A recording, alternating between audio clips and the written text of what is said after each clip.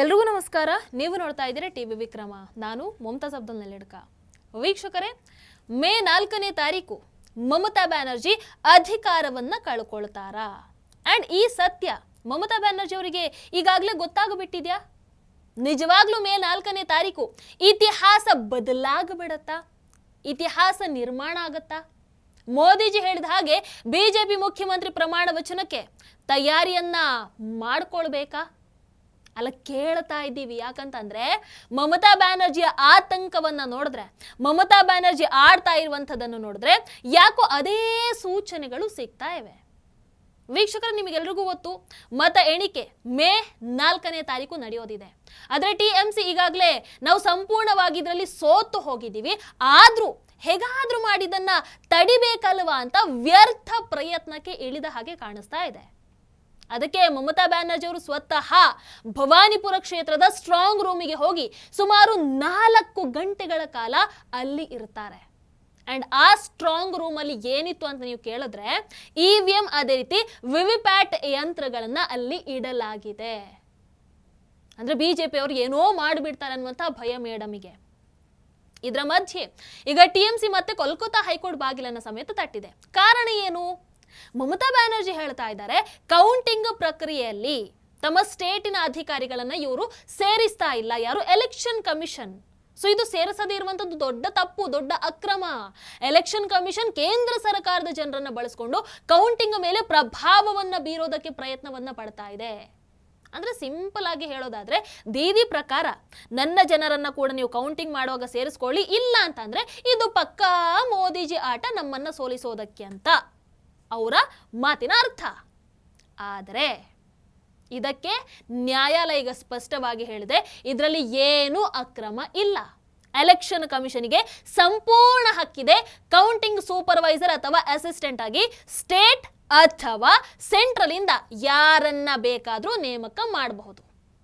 ವೀಕ್ಷಕರೀಗ ಒಂದ್ ಸ್ವಲ್ಪ ನೀವು ಮಮತಾ ಬ್ಯಾನರ್ಜಿ ಈ ರಾಜಕೀಯ ಆಟವನ್ನ ನೋಡಲೇಬೇಕು. ಸಾಮಾನ್ಯವಾಗಿ ನಾಯಕರು ಏನ್ ಮಾಡ್ತಾರೆ ಅಂತಂದ್ರೆ, ಒಂದು ಕಡೆ ಅಟ್ಯಾಕ್ ಮಾಡ್ತಾರೆ, ನಾಳೆ ಪರಿಸ್ಥಿತಿ ಬದಲಾದ್ರೆ ಅದನ್ನೇ ಕೌಂಟರ್ ಮಾಡ್ತಾರೆ. ಆದ್ರೆ ಮಮತಾ ಬ್ಯಾನರ್ಜಿ ಹಾಗಲ್ಲ. ಅವರ ಸ್ಟೈಲೇ ಒಂದ್ ಸ್ವಲ್ಪ ವಿಭಿನ್ನ. ಮೊದಲು ಇಲೆಕ್ಷನ್ ಕಮಿಷನ್ ಸ್ಟೇಟ್ ನೌಕರರ ತಾತ್ಕಾಲಿಕ ವರ್ಗಾವಣೆಯನ್ನ ಕೇಳಿದಾಗ ದೀದಿ ಅದಕ್ಕೆ ಒಪ್ಕೊಂಡಿರ್ಲಿಲ್ಲ. ಆಮೇಲೆ ಆಯ್ತು ಅಂತ ಹೇಳಿ ಅವರನ್ನ ನೇಮಕ ಮಾಡ್ತಾರೆ.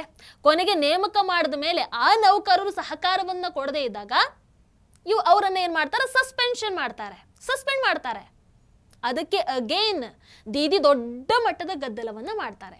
ಈಗ ನೋಡಿದ್ರೆ ಎಲೆಕ್ಷನ್ ಕಮಿಷನ್ ಸೆಂಟ್ರಲ್ ಟೀಮ್ ಅನ್ನ ತಂದು ಫ್ರೀ ಅಂಡ್ ಫೇರ್ ಎಲೆಕ್ಷನ್ ನಡೆಸೋದಕ್ಕೆ ಪ್ರಯತ್ನವನ್ನ ಪಡ್ತಾ ಇರುವಾಗ ಸ್ಟೇಟ್ನವರನ್ನೇ ಯಾಕೆ ತಗೊಳ್ತಾ ಇಲ್ಲ ಅಂತ ಪ್ರಶ್ನೆಯನ್ನು ಮಾಡ್ತಾ ಇದ್ದಾರೆ. ಏನು ಮಾಡೋಣ ನೀವೇ ಹೇಳಿ. ಆಮೇಲೆ ಮತ್ತೆ ಕೊನೆಗೆ ಏನ್ ಮಾಡ್ತಾರೆ, ಎಲ್ಲ ವಿಚಾರವನ್ನ ನ್ಯಾಯಾಲಯಕ್ಕೆ ಹಿಡ್ಕೊಂಡು ಹೋಗ್ತಾರೆ. ವೀಕ್ಷಕರ, ಮಮತಾ ಬ್ಯಾನರ್ಜಿ ಅವರದ್ದು ಇದು ಒಂದೇ ಘಟನೆ ಅಲ್ಲ, ಇದೊಂಥರ ಪ್ಯಾಟರ್ನ್ ಆಗಿಬಿಟ್ಟಿದೆ. ಕಳೆದ ಕೆಲವು ತಿಂಗಳಲ್ಲಿ TMC ಹಾಗೆ ಪಶ್ಚಿಮ ಬಂಗಾಳ ಸರ್ಕಾರ ಸುಮಾರು 7ರಿಂದ 8 ಬಾರಿ ಕೋರ್ಟ್ ಮೆಟ್ಟಲು ಹತ್ತಿದೆ. ಅದರ ಬಹುತೇಕ ಎಲ್ಲ ಸಲ ಕೂಡ ಕೋರ್ಟ್ ಅಲ್ಲಿ ಸೋಲ್ತಿಂದೇ ಬಂದಿರೋದು. ಎಷ್ಟೇ ಕೋರ್ಟಿಂದ ಉಗಿಸ್ಕೊಂಡ್ರು ಕೂಡ ಅಯ್ಯೋ ಸಾಕಾಗ್ಲಿಲ್ಲ ಅಂತ ಹೇಳಿ ಮತ್ತೆ ಮತ್ತೆ ಒರೆಸ್ಕೊಂಡು ದೀದಿ ಹೋಗ್ತಾನೆ ಬರ್ತಾನೆ ಇದ್ದಾರೆ. ಸೊ ಈ ಡ್ರಾಮಾವನ್ನ ನೀವು 3 ಹಂತದಲ್ಲಿ ನೋಡ್ಬೇಕಾಗತ್ತೆ. ಮೊದಲನೇ ಹಂತ ಚುನಾವಣೆಗೂ ಮುಂಚೆ.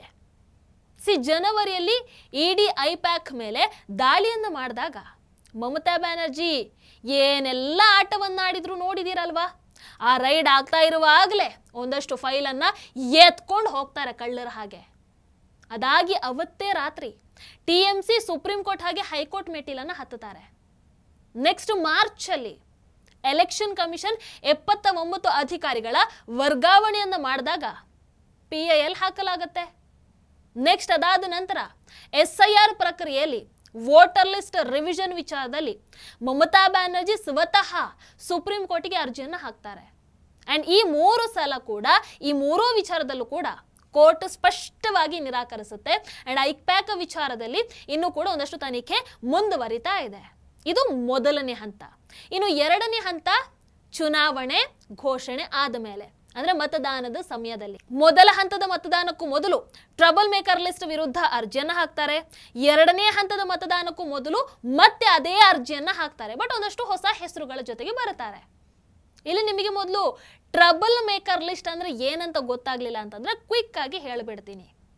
ಇದು ಮೊನ್ನೆ ಎಲೆಕ್ಷನ್ 2026ರ ಪಶ್ಚಿಮ ಬಂಗಾಳ ವಿಧಾನಸಭಾ ಚುನಾವಣೆಗೂ ಮೊದಲು ಅಲ್ಲಿ ಕಾನೂನು ಸುವ್ಯವಸ್ಥೆಯನ್ನ ಕಾಪಾಡೋ ಸಲುವಾಗಿ ಆ ಒಂದು ದೃಷ್ಟಿಯಿಂದ, ಅಂದ್ರೆ ಕಾನೂನು ಸುವ್ಯವಸ್ಥೆಯನ್ನ ಕಾಪಾಡೋದಕ್ಕೆ ಯಾರೆಲ್ಲ ಅಡ್ಡಿಪಡಿಸ್ತಾರೆ ಅಂತ ಇರ್ತಾರಲ್ವಾ, ಅಂತಹ ಸುಮಾರು 800 ಜನರನ್ನ ಎಲೆಕ್ಷನ್ ಕಮಿಷನ್ ಗುರುತಿಸಿ ಪಟ್ಟಿಯನ್ನ ರೆಡಿ ಮಾಡಿರುವಂಥದ್ದು. That is trouble maker list, trouble ಮಾಡೋರು.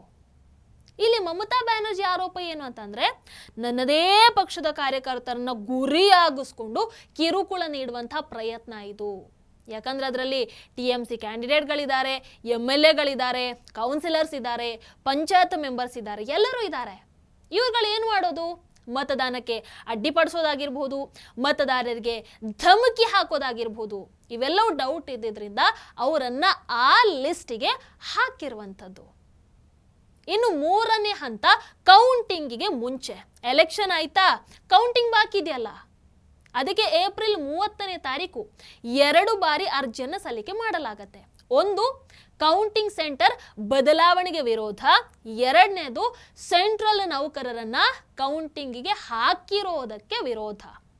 ಬಟ್ ಜಸ್ಟಿಸ್ ಕೃಷ್ಣರಾವ್ ಅವರು 2 ಅರ್ಜಿಯನ್ನು ಒಂದೇ ಸರ್ತಿಗೆ ತಿರಸ್ಕಾರ ಮಾಡಿ ಬಿಸಾಡ್ತಾರೆ. ಅದಾದ ಮೇಲೆ ಮತ್ತೆ ಸಂಜೆ 4 ಗಂಟೆಗೆ ಹೋಗಿ ಸ್ಟ್ರಾಂಗ್ ರೂಮ್ ಹೊರಗೆ ಇದೇ ಮಮತಾ ಬ್ಯಾನರ್ಜಿ ಸುಮಾರು 4 ಗಂಟೆಗಳ ಕಾಲ ದೊಡ್ಡ ಡ್ರಾಮಾ ಮಾಡ್ಕೊಂಡಿರ್ತಾರೆ.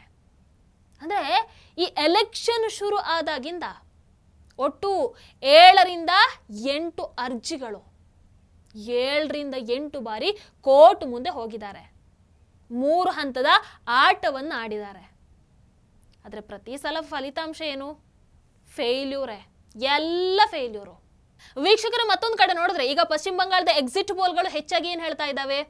ಬಿಜೆಪಿ ಅಧಿಕಾರಕ್ಕೆ ಬರುತ್ತೆ, ಮಮತಾ ಬ್ಯಾನರ್ಜಿ ಸೋಲ್ತಾರೆ, ಬಿಜೆಪಿ ಗೆಲ್ಲುತ್ತೆ ಅಂತ. ಸೊ ಈ ಒಂದು ಎಕ್ಸಿಟ್ ಪೋಲ್ ಏನಿದೆ ಅದು ಇಲ್ಲಿ ಇರುವಂತವರಿಗೆ ಮಾತ್ರ ಅಲ್ಲ, ಮಮತಾ ಬ್ಯಾನರ್ಜಿಗೆ ಮಾತ್ರ ಅಲ್ಲ, ಬಾಂಗ್ಲಾದೇಶದವರಿಗೂ ಕೂಡ ನಡುಕವನ್ನ ಹುಟ್ಟಿಸಿದೆ.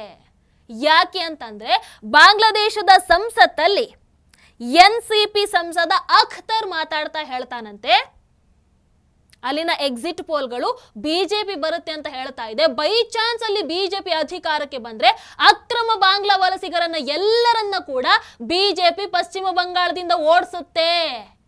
ಆಗ ಅಲ್ಲಿರುವಂತವರೆಲ್ಲ ಮತ್ತೆ ಇಲ್ಲಿಗೆ ಬರ್ತಾರೆ, ಇಲ್ಲಿ ನಮಗೆ ಸಮಸ್ಯೆ ಆಗುತ್ತೆ ಅನ್ನುವಂತಹ ಮಾತನ್ನ ಬಾಂಗ್ಲಾದೇಶದವರು ಹೇಳ್ತಾರೆ. ಅಂತಂದ್ರೆ ಅಕ್ರಮ ಬಾಂಗ್ಲಾ ವಲಸಿಗರು ಸತ್ಯನ ಸುಳ್ಳ? ಈಗ ನೀವೇ ಹೇಳಿ. SIR ಪ್ರಕ್ರಿಯೆ ಸುಮ್ಮನೆ ನಡೀತಾ? ಇವತ್ತು ಬಿಜೆಪಿ ಬರುತ್ತೆ ಅಂತಂದಾಗ ಬಾಂಗ್ಲಾದೇಶದವರೇ ನಡುಗ್ತಾ ಇದ್ದಾರಂತಂದ್ರೆ ಇನ್ನು ನಮ್ಮ ಭಾರತದಲ್ಲಿರುವಂಥವ್ರು ಮಮತಾ ಬ್ಯಾನರ್ಜಿ ಅವರು ನಡುಗೋದ್ರಲ್ಲಿ ಏನು ಆಶ್ಚರ್ಯ ಇಲ್ಲ. ಹೌದು ಅಲ್ವೋ?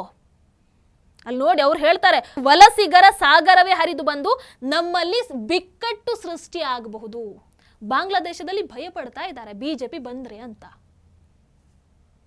ಗೊತ್ತಿಲ್ಲ, ಬಂದ್ರೆ ಚೆನ್ನಾಗಿರುತ್ತೆ. ಬಟ್ ಈಗ ಸದ್ಯಕ್ಕೆ ಮಮತಾ ಬ್ಯಾನರ್ಜಿ ಅವರ ಈ ಒಂದು ನಾಟಕವನ್ನು ನೋಡಿದ್ರೆ ನಮಗಿರುವಂತಹ ಪ್ರಶ್ನೆ ಒಂದೇ, ಇದು ನ್ಯಾಯಕ್ಕಾಗಿ ಆಗ್ತಾ ಇರುವಂತಹ ಹೋರಾಟನ ಅಥವಾ ಫಲಿತಾಂಶಗಳ ಮುನ್ನ ಕಥೆ ಕಟ್ಟುವಂತಹ ಪ್ರಯತ್ನನ? ಎಲ್ಲವನ್ನ ನೋಡಿದ ಮೇಲೆ ಒಂದಂತೂ ಸ್ಪಷ್ಟ, ಉತ್ತರ ಏನಿರುತ್ತೋ ಗೊತ್ತಿಲ್ಲ. ಆದರೆ ಮೇ 4ಕ್ಕೆ ಬರುವಂತಹ ಫಲಿತಾಂಶ ಅದು ಕೇವಲ ಫಲಿತಾಂಶ ಆಗಿರಲ್ಲ, ಈ ರಾಜಕೀಯ ಆಟಕ್ಕೆ ಉತ್ತರ ಕೂಡ ಆಗಿರುತ್ತೆ ಅನ್ನುವಂಥದ್ದು ನಮ್ಮದು ಮಾತ್ರ ಅಲ್ಲ, ಎಲ್ಲ ಜನರ ಅಭಿಪ್ರಾಯವೂ ಆಗಿದೆ. ನಿಮಗೇನನ್ಸುತ್ತೆ? ಕಮೆಂಟ್ ಮಾಡಿ. ಟಿವಿ ವಿಕ್ರಮ, ದೇಶ ನಿಮ್ಮ ಕೈಯಲ್ಲಿ. ಈ ಕಾರ್ಯಕ್ರಮ ನಿಮಗೆ ಇಷ್ಟ ಆಗಿದ್ದಲ್ಲಿ ಲೈಕ್, ಶೇರ್ ಹಾಗೂ ಕಮೆಂಟ್ ಮಾಡಿ. ಟಿವಿ ವಿಕ್ರಮದ ಕಾರ್ಯಕ್ರಮಗಳನ್ನು ನಿರಂತರವಾಗಿ ವೀಕ್ಷಿಸಲು ಸಬ್ಸ್ಕ್ರೈಬ್ ಮಾಡಿ, ಬೆಲ್ ಐಕನ್ ಒತ್ತಿ.